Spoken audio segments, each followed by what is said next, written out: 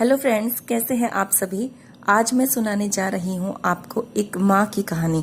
यह कहानी 300 साल पहले की है। एक महिला को शादी के 12 साल हो गए थे, लेकिन उसे संतान सुख नहीं मिला था। बच्चे को पाने के लिए उस महिला ने न जाने क्या क्या उपाय किए थे। डॉक्टरों के पास गई थी, बाबा भक्तों के पास गई थी। जिसने जिस मंदिर, जिस मस्जिद, गुरुद्वारा या चर्च में जाने के लिए कहा, उस हर जगह गई थी।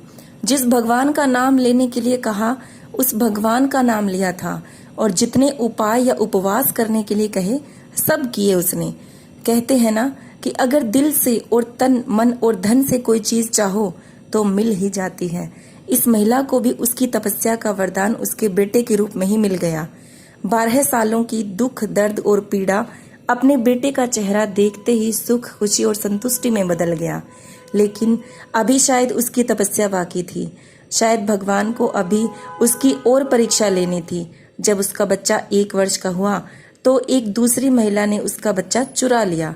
सोचिए, अगर उस माँ की मनस्थिति क्या होगी, जिसने दुनिया में सबसे ज्यादा जिस बच्चे के लिए अपनी जिंदगी जी थी, उससे उसका बच्चा ही छीन लिया गया। उसे ऐसा लगा जैसे किसी ने उसका बच्चा नहीं, उसके शरीर से उसकी आत्मा ही चुरा ली हो। उस दिन से उस माँ का जैसे खाना, पीना, सोना सब छूट गया। उसे ना भूख लगती, ना प्यास लगती, ना नींद आती। हार मान जाए वह माँ कैसी। अपने बच्चे को ढूंढने में उसने जमीन आसमान एक कर दिया और आखिरकार उसे अपने बच्चे का पता लग ही गया। वह पहुंच गई उस चोर महिला के पास अपने बच्चे को वापस लेने के लिए। जब बच्चे की मां ने उस चोर महिला से अपने बच्चे को वापस पाना चाहा, तो वह महिला ऐसा जताने लगी जैसे वह उसका खुद का बच्चा हो। जब बच्चे की मां को लगा कि किसी भी तरह से बात बनती नजर नहीं आ रही है, तब वो इस मुद्दे को राजा के पास लेकर गई। राजा के दरबार में दोनों महिलाएं हाजिर की गईं। दोनों ही महिलाएं उस बच्चे पर अपना पूरा हक जताने लगी।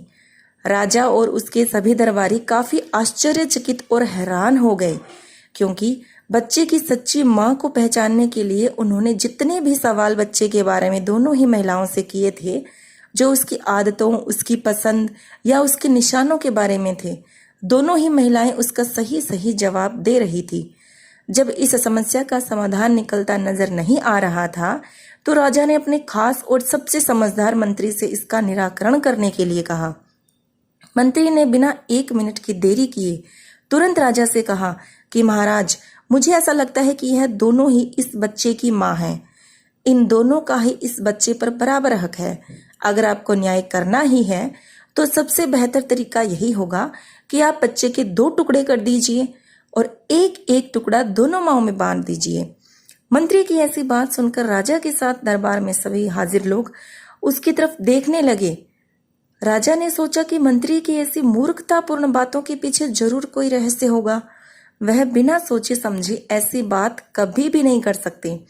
राजा ने तुरंत अपने सिपाहियों से कहा कि मंत्री की बात पर अमल किया जाए और इस बच्चे के 2 टुकड़े कर दिया जाए। बच्चे की असली मां ने यह फैसला सुनते ही राजा के पैर पकड़ लिए और बोली, महाराज, मुझ पर इतना जुल्म मत कीजिए। आप चाहें तो बच्चे को उस महिला को दे दीजिए, लेकिन उसके 2 टुकड़े मत करिए। मेरा बच्चा मेरे पास नहीं रहा तो चलेगा, इस दुनिया में तो रहेगा। मंत्री जी ने राजा से कहा, महाराज, यही उस बच्चे की असली माँ है और वो वहां पर शांत खड़ी है जो चोर है। राजा ने तुरंत उस बच्चे को असली माँ को सौंपने के लिए कहा और उस चोर महिला को फांसी की सजा सुनाई। बच्चे की असली माँ को उस दूसरी महिला पर, जिसने उसका बच्चा चुराया था, दया आ गई, क्योंकि उससे मिलने के बाद उसे यह पता चला था कि वह भी उसी परिस्थिति से गुजर रही थी जिससे वह 12 सालों से गुजरी थी। इस महिला ने अपने बांझपन के चलते अपनी गोद भरने के लिए उस बच्चे को चुराया था और चुराने के बाद भी वह उस बच्चे को अपने खुद के बेटे की तरह प्यार करती थी। बच्चे की असली माँ ने दरबार में विनती कर उस महिला को माफ करने के लिए कहा। दोस्तों, यह कहानी हमें बताती है कि कैसे एक माँ अपनी औलाद के लिए कुछ भी कर गुजरती है, और यह भी सच बात है कि एक माँ का दर्द दूसरे माँ से ज्यादा कोई नहीं समझ सकता। धन्यवाद।